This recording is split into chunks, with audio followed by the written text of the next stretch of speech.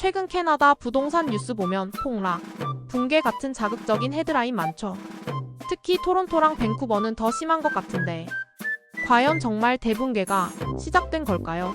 아니면 뜨거웠던 시장이 제자리를 찾아가는 과정일까요? 과연 정말 대붕괴가 시작된 걸까요? 아니면 뜨거웠던 시장이 제자리를 찾아가는 과정일까요? 최근 캐나다 부동산 뉴스 보면 폭락, 붕괴 같은 자극적인 헤드라인 많이 보셨죠?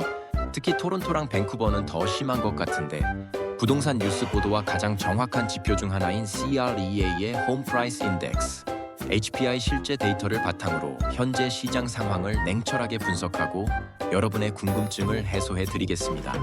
먼저 캐나다 전체 부동산 시장의 전반적인 트렌드부터 살펴보겠습니다.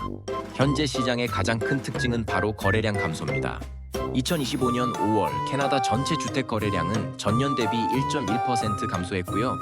특히 토론토 지역, 즉 GTA는 5월 주택 거래가 전년 대비 무려 13.3%나 감소하며 눈에 띄는 부진을 겪었습니다.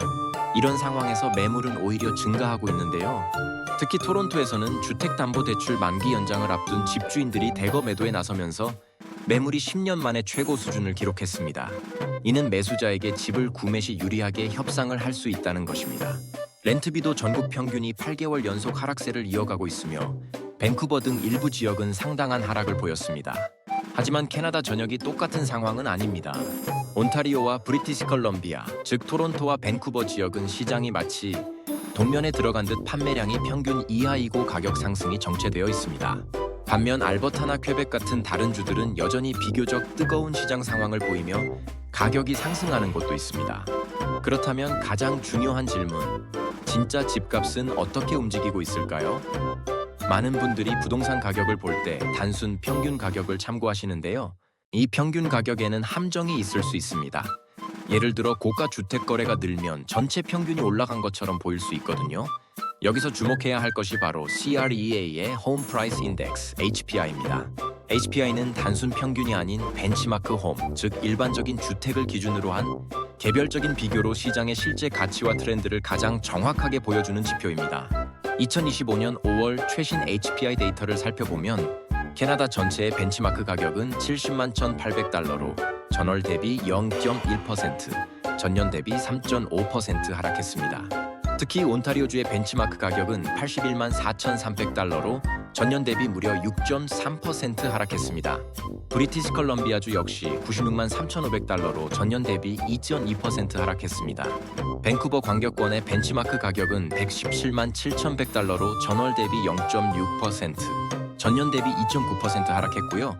토론토 GTA 지역도 최근 5월 HPI 기준으로는 전반적인 하락세가 관찰되며 특히 교외 지역의 콘도와 단독주택 가격 하락이 두드러집니다. 이 HPI 데이터가 명확히 보여주는 것은 바로 토론토와 밴쿠버 같은 과열 지역에서 가격 조정이 실제로 진행 중이라는 사실입니다. 이는 단순히 붕괴라기보다는 과도했던 상승분을 되돌리는 정상화 과정으로 해석될 여지가 큽니다. 특히 5년 전 낮은 금리로 주택을 구매했던 분들의 모기지 갱신이 대거 돌아오면서 매물이 늘고 가격에 압력을 주는 주요 원인으로 작용하고 있습니다. 자, 그럼 오늘의 핵심 질문, 캐나다 부동산 시장은 붕괴하고 있는 걸까요? 아니면 정상화 과정일까요? 지금까지의 데이터를 종합해 볼 때 현재 캐나다, 특히 토론토와 밴쿠버의 부동산 시장은 붕괴보다는 과열된 시장의 점진적인 정상화 및 조정 단계에 있다고 판단할 수 있습니다. 거래량 감소, 매물 증가, 그리고 HPI 데이터가 보여주는 가격 하락은 시장이 여전히 구매자 마켓임을 분명히 시사합니다. 하지만 앞으로의 시장은 몇 가지 주요 변수에 따라 달라질 수 있습니다.